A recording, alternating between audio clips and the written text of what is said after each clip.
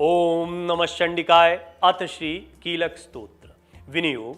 ओम अस्य श्री कीलक मंत्रस्य शिव ऋषि अनुष्टुप छंदः श्री महासरस्वती देवता श्री जगदम्बा प्रीत्यर्थम सप्तशती पाठांक्वेन जपे विनियोगः। ओम नमः चंडिकाय। मार्कंडेय उवाच।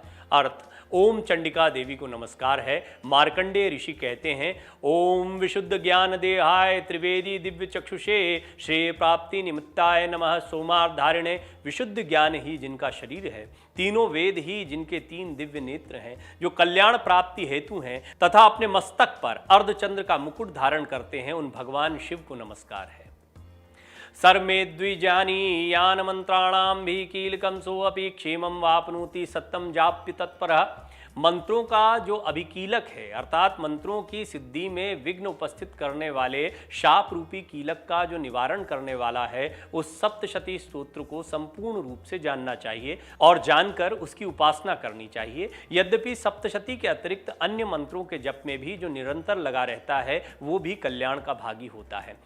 सिद्ध्यन्त्युच्चाटनादीनि वस्तुनि सकलान्यपि एतेन स्तुतां देवी स्तोत्रमात्रेण सिद्ध्यति। उसके भी उच्चाटन आदि कर्म सिद्ध होते हैं तथा उसे भी समस्त दुर्लभ वस्तुओं की प्राप्ति हो जाती है। तथापि जो अन्य मंत्रों का जप न करके केवल इस सप्तशती नामक स्तोत्र से ही देवी की स्तुति करते हैं, उन्हें स्तुति मात्र से ही सच्चिदानंद स्वरूपिणी देवी सिद्ध हो जाती हैं।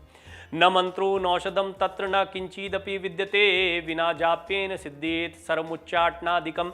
उन्हें अपने कार्य की सिद्धि के लिए मंत्र, औषधि तथा अन्य किसी साधन के उपयोग की आवश्यकता नहीं रहती। बिना जप के ही उनके उच्चाटन आदि समस्त अविचारिक कर्म सिद्ध हो जाते हैं। समग्राण्यपि सिद्ध्यन्ति लोकशंकामिमां हरा कृत्वा निमंत्रायामा सर्वमेविदं शुभम।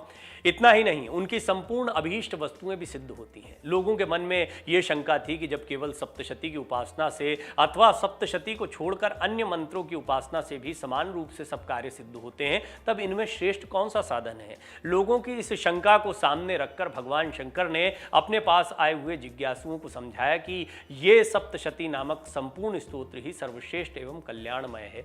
स्तोत्रम वै चंडिकायास्तु तच्च गुप्तम चकारस समाप्तिं च पुण्यस्य ताम यथा वन्नियंत्रणाम। तदनंतर भगवती चंडिका के सप्तशती नामक स्तोत्र को महादेव जी ने गुप्त कर दिया। सप्तशती के पाठ से जो पुण्य प्राप्त होता है उसकी कभी समाप्ति नहीं होती, किंतु अन्य मंत्रों के जप से उत्पन्न पुण्य की समाप्ति हो जाती है। अतः भगवान शिव ने अन्य मंत्रों की अपेक्षा जो सप्तशती की ही श्रेष्ठता का निर्णय किया, उसे यथार्थ ही जानना चाहिए। सोऽपि क्षेमं वापनोति सर्वमेवं न संशय कृष्णायां वा चतुर्दश्यां अष्टम्यां वा समाहिता ददाति प्रतिगृह्याति नान्यथैषा प्रसीदति इत्थं रूपेण कीलेन महादेवेन कीलितम। अन्य मंत्रों का जप करने वाला पुरुष भी यदि सप्तशती के स्तोत्र और जप का अनुष्ठान कर ले तो वो भी पूर्ण रूप से ही कल्याण का भागी होता है। इनमें तनिक भी संदेह नहीं है। जो साधक कृष्ण पक्ष की चतुर्दशी अथवा अष्टमी को एकाग्र चित्त होकर भगवती की सेवा में अपना सर्वस्व समर्पित कर देता है और फिर उसे प्रसाद रूप से ग्रहण करता है, उसी पर भगवती प्रसन्न होती हैं, अन्यथा उनकी प्रसन्नता नहीं प्राप्त होती। इस प्रकार सिद्धि के प्रतिबंधक रूप कील के द्वारा महादेव जी ने इस स्तोत्र को कीलित कर रखा है। यो निष्कीलां विधायिनां नित्यं जपति संस्फुटा स सिद्ध स गण सोऽपि गंधर्वो जायते नरा। जो पूर्वोक्त रीति से निष्कीलन करके इस सप्तशती स्तोत्र का प्रतिदिन स्पष्ट उच्चारण पूर्वक पाठ करता है, वो मनुष्य सिद्ध हो जाता है, वही देवी का पार्षद होता है और वही गंधर्व भी होता है। न चैवाप्यततस्तस्य भयं कापि जायते नाप मृत्युवशं याति मृतो मोक्षं वाप्नुयात्। सर्वत्र विचरते रहने पर भी इस संसार में उसे कहीं भी भय नहीं होता। वो अपमृत्यु के वश में नहीं पड़ता तथा देह त्यागने के बाद मोक्ष प्राप्त कर लेता है।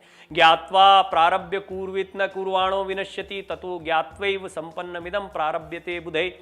अतः कीलन को जानकर उसका परिहार करके ही सप्तशती का पाठ आरंभ करें। जो ऐसा नहीं करता उसका नाश हो जाता है। इसलिए कीलक और निष्कीलन का ज्ञान प्राप्त करने पर ही यह स्तोत्र निर्दोष होता है और विद्वान पुरुष इस निर्दोष स्तोत्र का ही पाठ आरंभ करते हैं। सौभाग्यादि यत्किंचिद दृश्यते लल्लाजने तत्सर्वं तत्प्रसादेन तेन जाप्यमिदं शुभम। स्त्रियों में जो कुछ भी सौभाग्य आदि दृष्टिगोचर होता है वो सब देवी के प्रसाद का ही फल है। अतः इस कल्याण कल्याणमय स्तोत्र का सदा जप करते रहना चाहिए। शनैस्तु जप्यमाने अस्मिन् स्तोत्रे संपत्तिरुच्चकै भवत्येव समग्रापि ततः प्रारभ्यमेव तत्।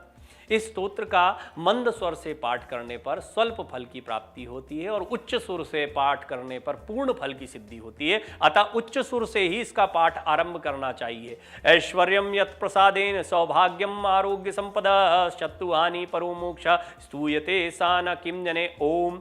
जिनके प्रसाद से ऐश्वर्य, सौभाग्य, आरोग्य, संपत्ति, शत्रुनाश तथा परम मोक्ष की भी सिद्धि होती है, उस कल्याणमयी जगदम्बा की स्तुति मनुष्य क्यों नहीं करते। कीलक स्तोत्र संपूर्ण। ओम नमः चंडिकाय, ओम नमः चंडिकाय, ओम नमः चंडिकाय। अगर आपको हमारा ये वीडियो पसंद आया हो तो हमारे चैनल जीवांजलि को सब्सक्राइब करें